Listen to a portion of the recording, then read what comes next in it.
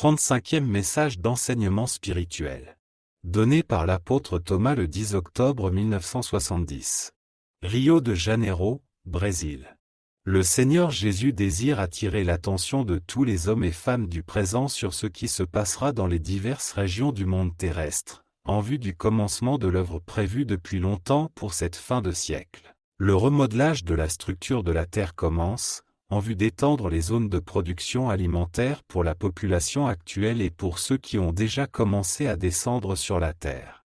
En attirant l'attention des hommes et des femmes du présent sur les événements qui se déroulent, le Seigneur Jésus veut éveiller chez toutes les âmes incarnées la nécessité de se préparer à l'éventualité d'un départ inattendu du monde terrestre, et elles doivent s'y préparer de manière adéquate. Cette préparation n'a rien de difficile, car elle consiste seulement, d'une part, à pratiquer la prière quotidienne à la divinité au moment du coucher, d'autre part, à corriger les déviations morales qui peuvent exister, afin que les âmes, lorsqu'elles se désincarnent, puissent s'élever instantanément sur leur plan de vie spirituelle. C'est le grand effort du Seigneur Jésus lors de son séjour sur terre, afin d'éviter la dispersion de nombreuses âmes dans le cosmos en raison de leur manque de préparation spirituelle. C'est pourquoi le Seigneur Jésus insiste sur sa recommandation aux âmes qui n'adoptent pas cette pratique de le faire sans plus tarder afin de se réconcilier et de se rapprocher de la divinité.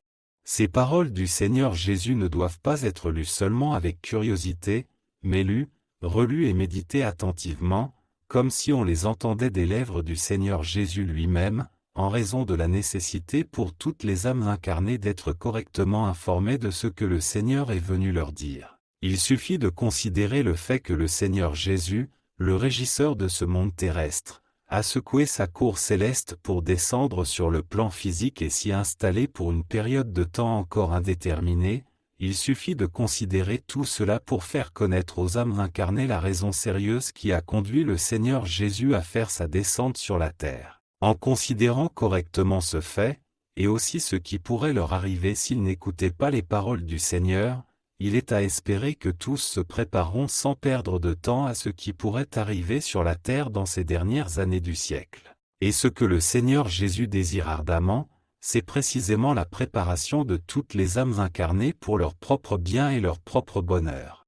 Ensuite, le Seigneur Jésus nous dit d'aborder un autre sujet de grande importance pour les habitants de la terre, hommes et femmes de tous âges, mais surtout ceux qui ont plus de 40 ans. Les personnes de cette catégorie ont atteint précisément la phase de la vie terrestre dans laquelle les gens commencent vraiment à remplir la mission qu'ils ont apportée avec eux lorsqu'ils sont descendus sur Terre. Une fois que la phase de 40 ans de la vie terrestre a commencé, les idées ont mûri dans tous les esprits pour la réalisation de ce qu'ils ont imaginé et préparé dans le monde spirituel. Ainsi, à ce moment de leur vie, les personnes des deux sexes sont en mesure de rendre un grand et beau service au Seigneur Jésus, directement à leurs contemporains. Ce service que le Seigneur vous rappelle consiste à devenir les héros de ce que le Seigneur vous dit par écrit dans ses messages, en répétant les paroles du Seigneur, si possible, ou en les traduisant dans vos propres mots, à des amis pour qu'ils puissent en prendre connaissance. Car,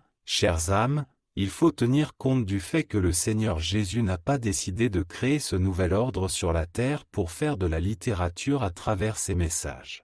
Non, chères âmes, cette délibération du Seigneur représente son effort désespéré pour sauver ces 4 milliards d'âmes incarnées d'un possible désastre moral et physique auquel elles seraient toutes soumises sans l'avertissement du Seigneur. Certains d'entre vous diront peut-être que le monde terrestre a toujours existé et qu'il a connu des événements passionnants ou terribles. C'est vrai, car l'histoire spirituelle de la Terre nous l'apprend. Cependant, dans le passé, l'humanité n'avait pas atteint le degré de raffinement d'aujourd'hui, et il lui restait encore des siècles et des siècles à vivre. Mais le temps est venu, dans le calendrier spirituel, d'élever cette planète plutôt grossière dans la catégorie des mondes spiritualisés, avec ses habitants humains. Les êtres humains n'ont donc plus la possibilité, comme il y a quelques millénaires, d'accepter ou non la parole divine qui leur est apportée par leurs prophètes. Les temps sont différents maintenant que les aiguilles de l'horloge universelle avancent, signalant à la Terre et à quelques autres planètes du système qu'il est temps de se préparer à franchir les nouvelles étapes de leur évolution.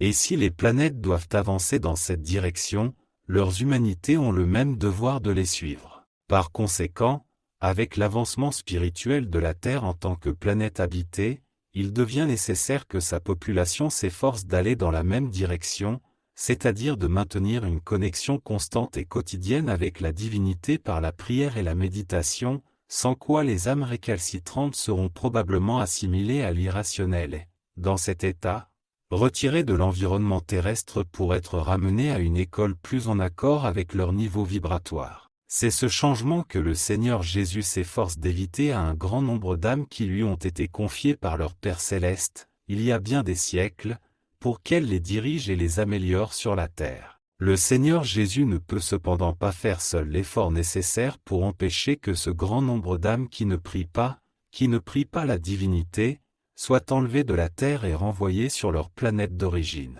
Si cela devait se produire, ce serait une cause de grande tristesse pour le Seigneur, mais aussi une cause de nouvelles souffrances pour toutes ces âmes à nouveau en contact avec le plan de vie planétaire qu'elles ont abandonné il y a de nombreux siècles.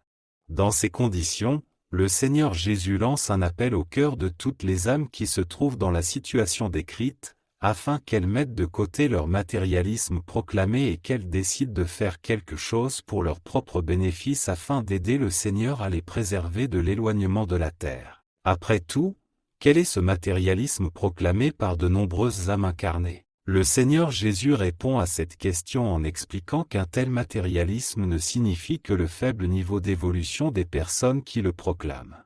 Et rien d'autre. Seuls des êtres humains non éclairés peuvent prétendre être matérialistes, c'est-à-dire incrédules à l'égard des beaux et aux sentiments spirituels, même s'ils sont des esprits temporairement revêtus de chair. Et puisqu'ils sont des esprits en pèlerinage sur la terre, revêtus d'un corps de chair, lorsque demain ils seront contraints de quitter ce corps, ils se verront en toute réalité comme des esprits désincarnés, au détriment total de leurs idées matérialistes. En d'autres termes, le Seigneur dit que le matérialisme signifie l'ignorance de la vie spirituelle de toutes les âmes. L'épithète de matérialiste peut tout aussi bien s'appliquer à un fragment de roche, par exemple, qu'à la roche elle-même, puisqu'elle n'est en réalité que de la matière brute sans espoir de s'élever à la catégorie spirituelle. Par analogie, on peut attribuer aux personnes dites matérialistes la qualité de rocher, en raison de leur impénétrabilité aux idées et aux enseignements spirituels. Il n'est pas nécessaire de forcer ces personnes, il est préférable de les laisser continuer dans leur matérialisme jusqu'à ce que les circonstances ouvrent leur cœur et leur cerveau aux idées lumineuses du monde spirituel. Comprenez l'effort du Seigneur Jésus pour nous sauver d'un éventuel désastre moral et physique.